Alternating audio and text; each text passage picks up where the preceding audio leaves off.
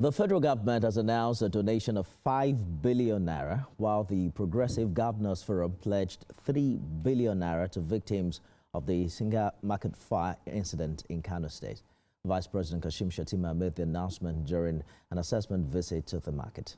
The Vice President was also in Kano to formally receive Governor Abba Yusuf into the All Progressives Congress. Ibrahim Issa has more. Vice President Kashim Shettima touched down at the Malam Aminu Kano International Airport, where he was received by his host, Governor Abba Yusuf, in the company of other APC governors and party stalwarts. His first point of call was Singa Market, where he conducted an on-the-spot assessment of the fire outbreak that destroyed more than 1,000 shops and goods worth billions of naira. The delegation later proceeded to the Sani Abacha Stadium, where Governor Yusuf was officially received into the APC and presented with the party's flag. We are proud to welcome you aboard the All Progressive Congress train. We welcome you with open hands and open hearts. His Excellency President Bola Ahmed Tinubu has made it abundantly clear that your place in this party is second to none. APC will give you a progressive mind and you will do more. You are welcome home. You are welcome back to the party that you rightly belong. I assure you, our party will give him 100% cooperation. Governor Yusuf, adorned in a red cap bearing an infinity symbol associated with President Bola Tinubu, described the occasion as historic and memorable, not just for him, but for the people of Kano State. He reiterated the federal government's donation of 5 billion naira and the additional 3 billion naira from the Progressive Governors Forum to support victims of the Singa Market fire.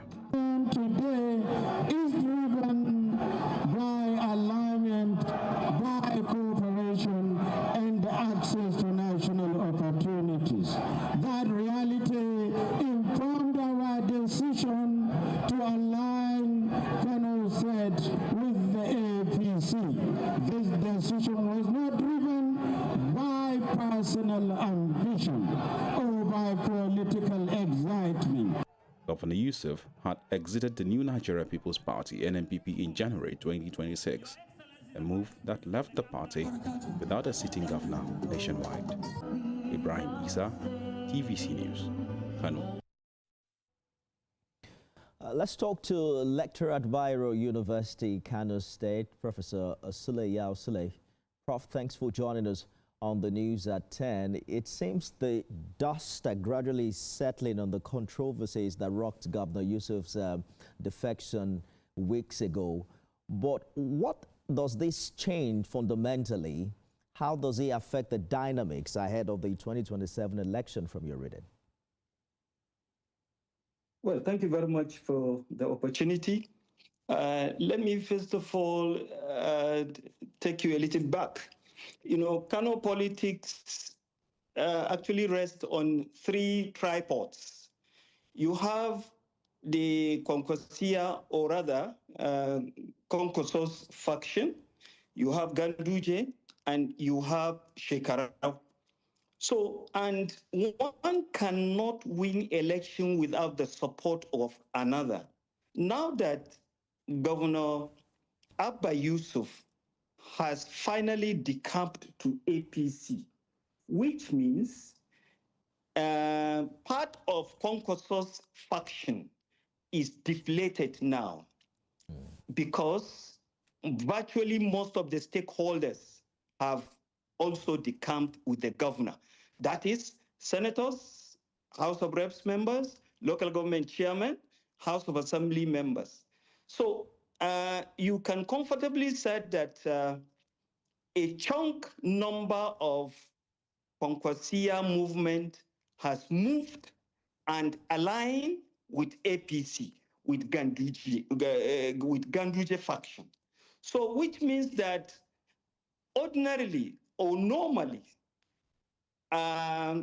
the Abba Yusuf will now win election if we are to go by the calculation of 2 factions coming together. But there are still skeptics who are still thinking that this is just an arrangement. And their skepticism is not out of place because it has happened before.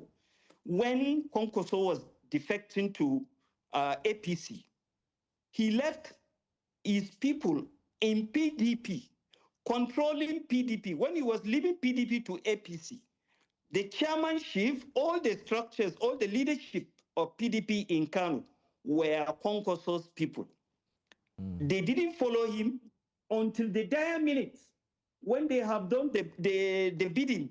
They have done what he has left them to do in PDP.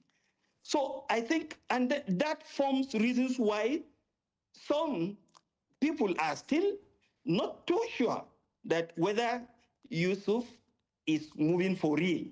But like I said, time will tell. Just for some clarity, when you say they are not sure, are you saying there's the possibility of Kwankwaso also joining the APC?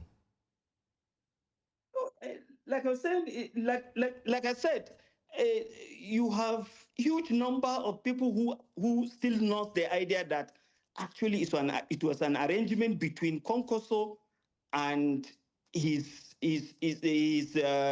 some of his people to move to APC.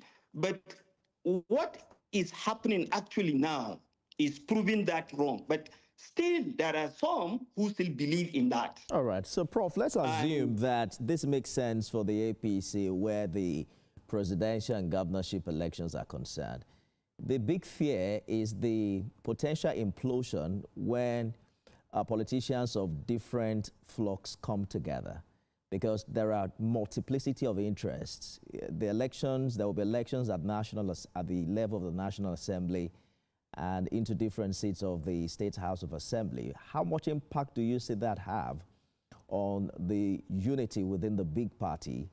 And also, how do you see it impact on the party's performance ahead of 2027? Well, actually, it's true, because APC has so many hopeful candidates, those who wish to contest elections. Now that NNPP members are moving into APC, but thank God, the national chairman has made it very clear that 60% of the positions must go to the governor. So, which means it's only the remaining 40% that will now be shared by the APC members. So I think that is solved by that pronouncement by the national chairman. And for the election, the forthcoming election, is too early to predict for now, honestly. Like I told you, there are so many factors.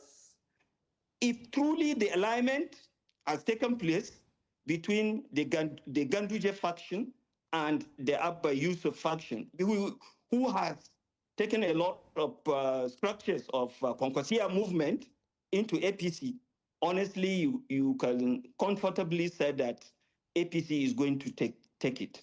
One thing is certain, Prof, there are interesting days ahead, and we'll be here to discuss it, God willing. Professor Sule Yao Sule is lecturer at Abba University, Kano State. Thank you for your insight. Thank you very much.